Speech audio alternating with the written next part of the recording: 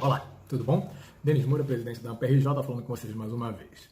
Vamos falar desse decreto novo, o decreto do Eduardo Paes, tão esperado, ele vem anunciando desde o início do ano, que quando ele entrasse, os aplicativos iam ver, fez uma opção de ameaça, tem uns vídeos aí falando sobre isso no início do ano, e aí ele avisou que lançaria, que a Secretaria Municipal de Transporte estava elaborando um decreto e tudo mais, e ele analisou e fez aí o decreto. Decreto 48.612, do dia 15 de março de 2021.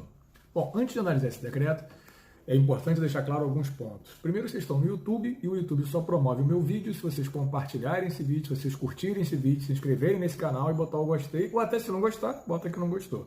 Mas tem que movimentar o vídeo para que ele tome maior audiência e que a nossa voz seja propagada. Então, já faz isso aí, por favor, de antemão. Se puder assistir o vídeo até o final, ele é extremamente esclarecedor.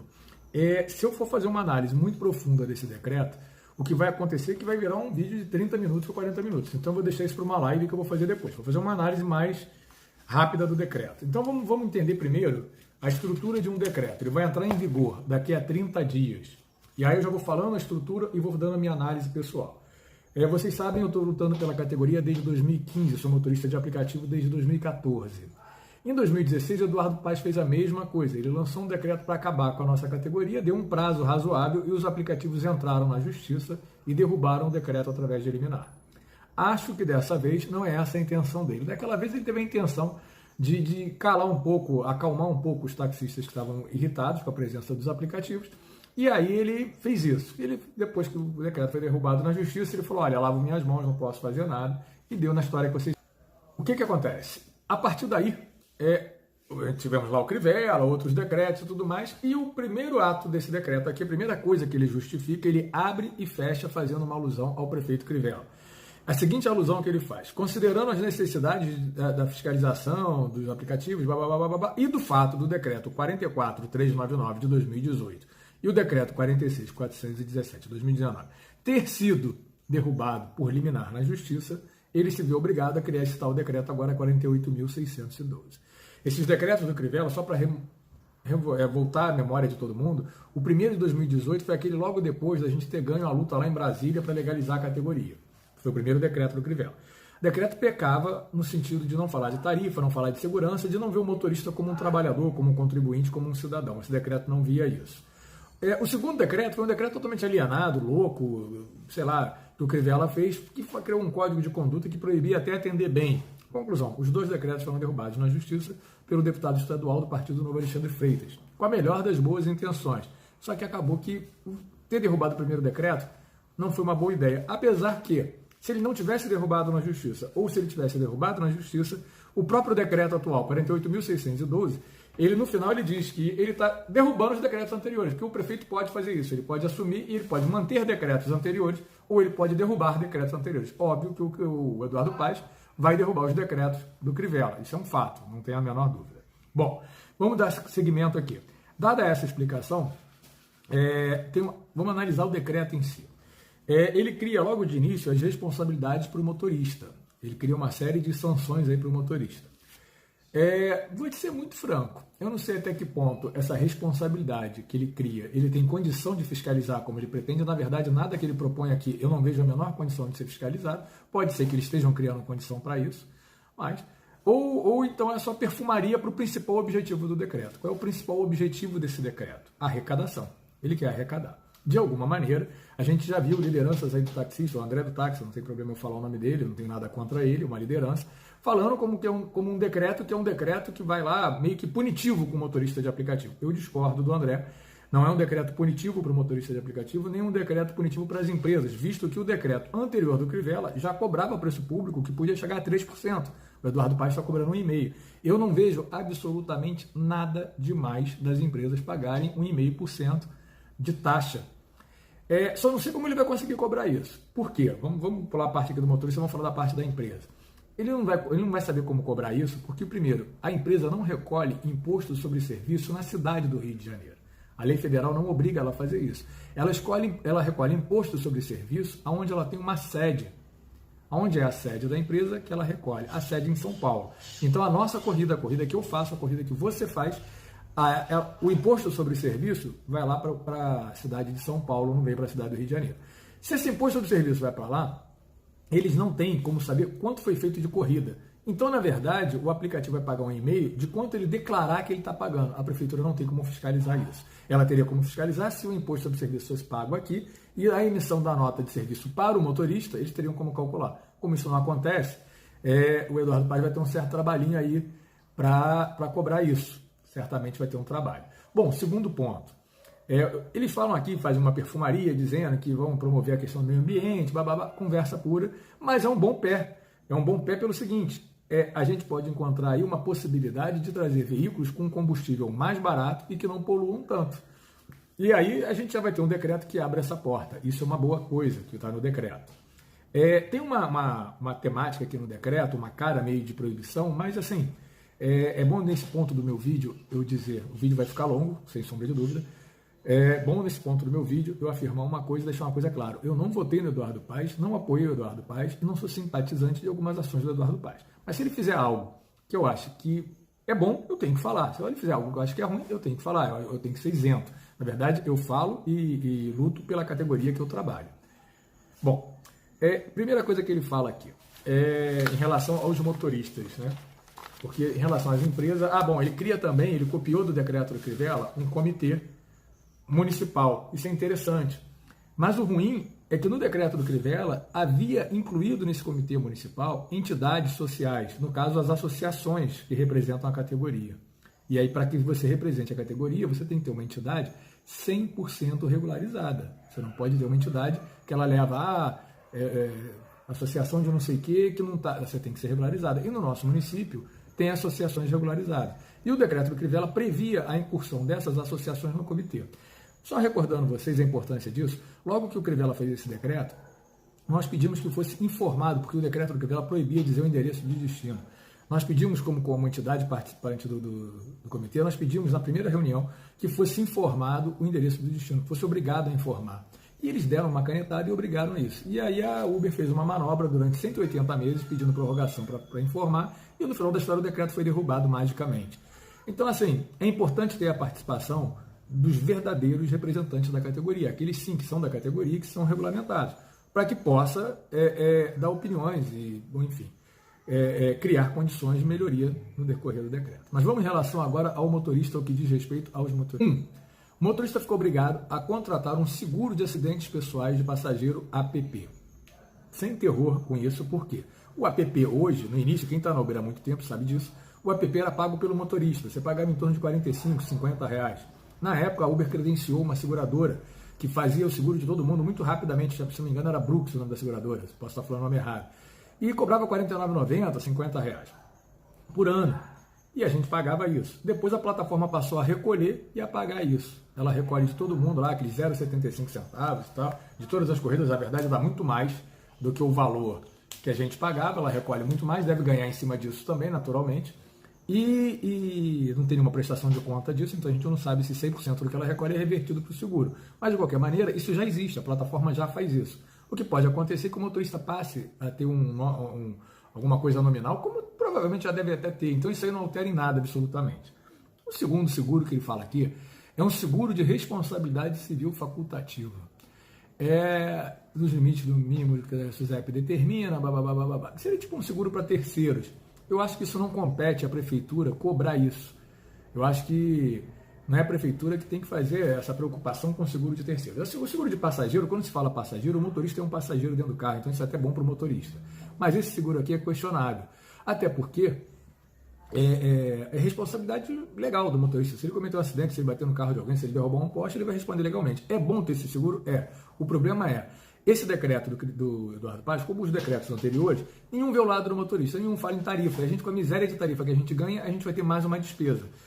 Complicado. O 1,5% que ele propõe cobrar aqui da empresa de aplicativo, com certeza vai acabar sendo pago pelo motorista ou pelo passageiro, provavelmente pelo motorista, porque eles não querem nunca onerar o passageiro, querem sempre onerar o motorista, que é o lado mais fraco. Então a gente já toma dois prejuízos aí, que é esse seguro de responsabilidade civil e o preço público que camufladamente ou abertamente vai cair em cima da gente. Porque o decreto também não prevê a proibição de cobrar do motorista. Então eles podem tranquilamente embutir isso no nosso custo. Bom, segunda coisa, inscrever-se como contribuinte individual no Instituto Nacional de Seguro Social, o INSS. a maioria de nós somos inscritos no INSS. Quem já teve qualquer emprego com carteira assinada, ou que foi dono de empresa, ou microempresa, ou que tem um MEI, já foi inscrito no INSS. O que tem que fazer é mudar a sua qualificação para motorista, mesmo que você tenha um outro emprego que você complemente sua renda, você coloca mais uma qualificação. Eu também não vejo nada de mais nisso, mera questão burocrática. Então isso passa bem. O terceiro item, possuir carteira nacional de habilitação na categoria B ou superior que contenha informações que exerce atividade remunerada. Isso já é uma exigência dos aplicativos e é natural que a gente tenha. Se você faz um trabalho profissional, você tem que ter uma carteira de motorista profissional. Nada demais, choveu no molhado. Conduzir veículo com idade máxima de 10 anos. Foi o único mole que ele deu para a gente, para nós motoristas, que eu acho muito bom, acho excelente, porque com a tarifa ridícula que está, o nosso carro poderia ter 30 anos, porque é muito baixa a tarifa. Então, quanto mais velho o carro, melhor para você rodar, porque menos você vai investir, porque você não pode investir alto com uma tarifa tão ridícula como a que vem sendo praticada, que as empresas não falam nela, nem o decreto fala nela. Bom, sexto, emitir e manter o certificado de registro e licenciamento de veículos CRLV. Emitir e manter o certificado é uma obrigação que a gente tem, que é cobrada pelo Estado. É o Detran que fiscaliza isso e a Polícia Militar. Mas é uma obrigação nossa, então também está chovendo numa olhada, a gente já tem que ter isso. Sétimo, apresentar certidão negativa de antecedentes criminais, primeiro, segundo, terceiro e quarto ofício. Distribuidor criminal, com finalidade de trabalhador em APP, no formato da lei, na forma do artigo 329 da Lei 9.507 de 97. Essa lei se referia a isso para o taxista. Nisso aqui, que alguns taxistas estão, legal, os caras vão ter que ter a mesma mão de obra que a gente. Eu, se eu fosse taxista, eu não gostaria que o motorista de aplicativo tivesse isso, porque nos assemelha aos taxistas e tira a exclusividade de serem prestadores de serviço municipal. Eu acho que isso não é bom para o taxista, mas para a nossa categoria isso é bom, Denis? Você tem que falar da nossa categoria aqui. Bom, para a nossa categoria, eu acho bom, por incrível que pareça. Vou explicar uma coisa para vocês. A empresa vai dizer que não é e que ela mesma vai tirar isso e ela vai apresentar. Amigos, agora no passado, na época da pandemia, quem está me acompanhando sabe, a gente está numa batalha ferrenha. Eu estou devendo um vídeo há um tempão para falar sobre a denúncia que nós fizemos no Ministério Público e que um colega fez no Ministério Público do Trabalho e que está andando e que está surtindo efeito, que alguns colegas já foram recolocados na plataforma. A gente analisou ali vários processos e a Uber vinha cortando, e a 99 também, motoristas, por exemplo, que estavam devendo pensão, ou motoristas que foram acusados de Maria da Penha sem antes ser julgado, ou motoristas que se envolveram em briga de vizinho e que nunca foram julgados, mas que tinham lá um processo. Isso está errado. Isso está errado. A Uber permitiu e cadastrou esses motoristas por ano, durante anos e anos e anos. No momento que ela quis equilibrar o mercado, quando me refiro ao Uber, sempre é importante ressalvar, Uber e 99, eles simplesmente decidiram cortar os motoristas para manter o equilíbrio do mercado. Cortar a cabeça dos motoristas. Agora, se você tem uma certidão e um decreto municipal que diz que você tem que ter antecedentes criminais do primeiro, segundo, terceiro e quarto ofício, isso aí te resguarda o direito de falar assim, por que eu fui cortado porque eu briguei com o meu vizinho, não fui nem julgado disso, não sei nem se eu sou culpado. Se para me cortar, alegando que foi feito uma análise na sua ficha criminal, você tem que se basear nessas certidões, comprovadamente. Então, isso que parece ser uma coisa ruim para a gente, isso que parece uma coisa muito boa para o taxista, isso que parece uma coisa, uma mera exigência para a prefeitura, na verdade, é uma grande porrada nos aplicativos. Porque os aplicativos vão ter que pensar duas vezes antes de cortar uma pessoa, ou cometer uma covardia, como cometeram várias, dizendo que a pessoa levantou uma suspeita, foi vista uma coisa qualquer na sua ficha criminal, e o cara entra em desespero porque não tem problema nenhum criminal, apenas uma briga de vizinho, uma acusação qualquer boba, e que não foi nem julgado, e que o cara é banido da plataforma. Então isso aqui acaba garantindo, dá trabalho e custa dinheiro? Dá trabalho e custa dinheiro. Mas está na hora da gente encarar esse trabalho também com mais profissionalismo. Então acho que isso aqui não é uma coisa ruim, não. Tem um parágrafo único logo em seguida. A apresentação do serviço de que trata este artigo fica restrita às viagens individualizadas ou compartilhadas solicitadas exclusivamente por usuários previamente cadastrados em aplicativos ou plataformas de comunicação em rede. Eles estão sendo bem claros que eles estão sendo específicos para os motoristas que estão naquele momento servindo o trabalho por aplicativo. O motorista que tem MEI e que faz trabalho particular não está sendo pego por esse decreto, ok? Isso é importante também. Quarto artigo. A Secretaria Municipal de Transporte editará atos normativos, disciplinares. Bom, isso aqui é importante, esse quarto artigo, que está dizendo que a Secretaria Municipal de Transporte vai editar atos disciplinares. Isso me preocupa um pouco, porque elas editam muitos atos e muitos atos contraditórios se atropelam. Você fica bem claro que eles conhecem pouco da atividade de motorista de aplicativo. Mas também não quer dizer que eles não venham a conhecer, eles vão começar a mexer mais nisso. e vão conhecer. Aí cabe à categoria se articular para quando eles fizerem alguma norma, algum normativo ruim, ir lá e pressionar. Esse é o papel da categoria, o papel da gente como liderança, fazer essas convocações. Por que me preocupa isso aqui? Por que eu acho que provavelmente o SMTR tem que se aparelhar melhor para fazer isso? Há uns 2 ou 3 anos atrás, eu participei de uma audiência pública e eu perguntei na época, era uma secretária de transporte, e eu perguntei a ela exatamente quantos motoristas de táxi haviam cadastrados no município, e ela não soube precisar, ela falou algo em torno de 33 a 36 mil, 3 mil de margem de erro aí, 3 mil motoristas. Se eles não conseguiam, há 2 anos atrás, se organizar para saber exatamente quantos motoristas tinham debaixo do modal deles, eu acho que é bem complicado saber quantos motoristas tem de aplicativo na cidade do Rio de Janeiro. Por quê? Pela lei federal, você não pode impedir o motorista de vir rodar na cidade do Rio de Janeiro. Então, pessoas de tudo quanto é município vai se cadastrar na cidade do Rio de Janeiro. Isso é normal, entendeu? E aí você não tem como evitar isso. Se você não tem como evitar isso, o que vai acontecer é que vão ter motoristas de São Gonçalo, tudo quanto é lugar se cadastrando aqui, para poder rodar aqui, está regulamentado no Rio de Janeiro. Se o cara vai pegar uma corrida lá, quando ele bater aqui, ele vai ter problema.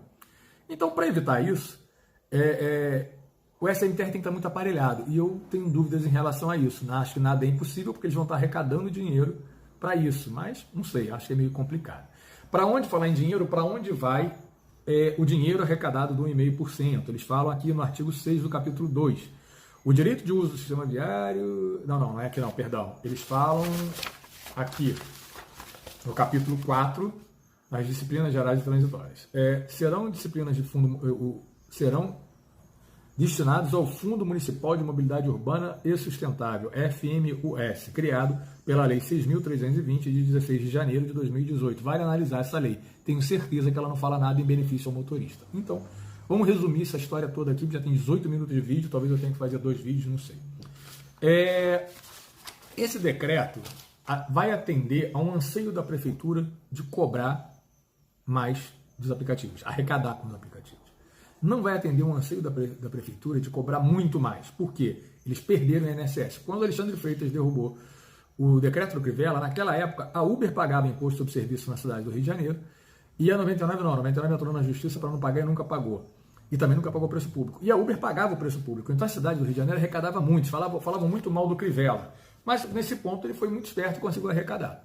Foi derrubado, inconsequentemente ou com consequências. As consequências a gente está vendo agora. Deixou-se de arrecadar um bom dinheiro durante muito tempo. Para arrecadar esse dinheiro agora, vai ser um pouco mais difícil. 1,5% mais do que a empresa declara que está fazendo de corrida. Obviamente, a gente como motorista sabe que é difícil confiar nas empresas. Será que elas vão declarar o valor real do valor arrecadado? Acho difícil. Bom, perdemos também, como cidade, o imposto sobre serviço. Foi para São Paulo, que dificilmente vai retornar, a não ser que mude a lei federal. Então, para a Prefeitura, ela está tentando resgatar grana, dinheiro. Para o motorista continua uma porcaria. Por quê? Se a empresa de aplicativo tiver um prejuízo maior, ela vai repassar esse prejuízo para o motorista e vai justificar que não vai aumentar a tarifa por causa disso. O que o motorista tem que fazer? Vamos então nos mobilizar, vamos agora para a porta da prefeitura, olha, sinceramente, é isso que as empresas desejam. Hoje eu recebi ligação, não é diretor-geral, o colega foi lá, conversou com ele não é diretor-geral, é a pessoa que cuida de políticas públicas. O rapaz fez uma propaganda danada que conversou com o diretor-geral da Uber, não é diretor-geral, ele conversou com o gerente responsável por políticas públicas, não é nem gerente. Mas é uma boa pessoa, de boas intenções, hoje conversou comigo, já sondando as possibilidades de algum protesto. A mesma coisa a 99 fez. Mandou uma pessoa me procurar hoje sondando essa possibilidade. Amigos, todas as vezes que eu articulei e que eu convoquei vocês para poderem estar num protesto, é porque eu acreditava naquilo. Sabe, eu só faço aquilo que eu acredito, que eu realmente acredito. Eu acreditava que indo para ali a gente conseguia mudar e mudamos. A gente era para ter tido o nosso trabalho extremamente prejudicado na PL 78 e a gente conseguiu sobreviver a todo o mal que queriam contra a gente. Hoje, a coisa é outra, a coisa está um pouco diferente. Hoje a prefeitura está tentando arrecadar, isso não envolve a gente, ela está tentando saber quantos nós somos, e é tão importante saber quantos nós somos, quantos rodam nessa cidade, que naturalmente quem se cadastrar aqui, mesmo que ele mora em São Gonçalo, em Niterói, ou qualquer outro lugar, ele vai estar rodando aqui, é importante saber quantos. Proibir a quantidade ou limitar, acho difícil, antes que tenha um estudo de quantos, e isso assusta os aplicativos. Então, fazendo uma análise, assim, bem ampassando, bem ampassando o projeto, procurando até não me aprofundar muito, o projeto não é de todo ruim, ele não é bom, um decreto que não é bom, porque ele não fala de segurança, ele não fala de aumento de tarifa, ele não fala nada disso, ele é negligente, é um decreto negligente, mas ele não é tão ruim para o motorista, Ele é muito mais ruim para o aplicativo. E convocar os motoristas para lutarem ao lado dos aplicativos de novo, por legalidade, por coisas desse tipo, eu não tenho mais coragem. Porque quando a gente convoca e vocês vão, e a galera, quando eu convoco, vai, é triste, porque você vai estar lutando por uma empresa que depois ela literalmente vira as costas para você, diz que vai te ouvir, não te ouve quem não tem conteúdo para falar, age de maneira a embromar, a enrolar. E no fundo, a tarifa que precisa ser aumentada nunca é aumentada. A segurança que precisa ser aumentada nunca é aumentada. Sabe? Ninguém falou aí em tirar a marca e o modelo do carro, do aplicativo, uma coisa tão simples. Podia tirar, aumenta a segurança, a gente está sendo roubado porque eles estão escolhendo isso. Então, assim, é muita leviandade dos aplicativos nesse momento achar que a gente tem condição de convocar ou de chamar alguém para lutar junto deles. Não dá para lutar junto deles, não. Então, a minha opinião, deixa o decreto passar, deixa o decreto acontecer e depois a gente questiona o decreto e aquilo especificamente que nos atrapalha. Por exemplo, o tal cadastro está difícil de fazer, vamos protestar porque tem fila, vamos protestar que a gente está perdendo tempo, sabe? Vamos brigar por isso. Ah, tem que apresentar as certidões e não tem onde entregar, está complicado, vamos brigar por isso. Porque se a gente não brigar por isso, a gente não vai existir nunca. E isso aqui, que parece ser uma arma contra, pode ser a primeira porta de abertura de regulamentação da nossa categoria dentro do município, porque no âmbito federal ela é regulamentada. E sem contar uma outra coisa, que aí é o que me preocupa. Eles, de toda maneira, todas as maneiras possíveis, os aplicativos querem tomar todo o mercado de transporte. Né? Quando o aplicativo coloca a plataforma de táxi junto da plataforma de carro particular, quando o aplicativo tenta lançar aqui no Rio, o governo ainda não lançou, mas lançou em São Paulo, aqui houve uma resistência, ela está tentando tomar o mercado. Só que antes a gente dizia que o mercado de táxi era monopolizado pelo taxista, que é o trabalhador. Só que agora a gente deixa ficar muito claro que quem quer criar esse monopólio são as empresas milionárias. Será que isso é certo? A gente tem que fazer essa reflexão. Então, assim, eu acho que tem que deixar o decreto correr e questionar ponto a ponto, especificamente, aquilo que realmente nos prejudica. E o que não nos prejudica é o problema dos aplicativos, eles que se virem. E outra coisa, se amanhã a Uber sair do mercado, se amanhã a 99 sair do mercado, existe o Táxi Rio, que é o aplicativo municipal que adota os taxistas. Esse aplicativo Táxi Rio pode muito bem adotar um motorista por um aplicativo particular, porque é ele que está criando um decreto. E se o decreto dele expulsar as empresas, vai ficar aí o quê? 120 mil motoristas na cidade, 100 mil motoristas na cidade, e aí as regras do Táxi Rio podem ser outras. Mas, se gerar renda, se der condição de ganhar dinheiro, e se não cobrar, que nem parece que não cobra do taxista, eu acho que é isso, é bom para o motorista. Então, acho que está na hora de sacudir essa árvore e ver o que vai cair. Me perdoe o vídeo longo, provavelmente eu vou ter que ter feito aí quando eu for editar 2 vídeos, e quem estiver interessado que assista, compartilha, curte, e se prepara para o próximo aí que vem muita coisa.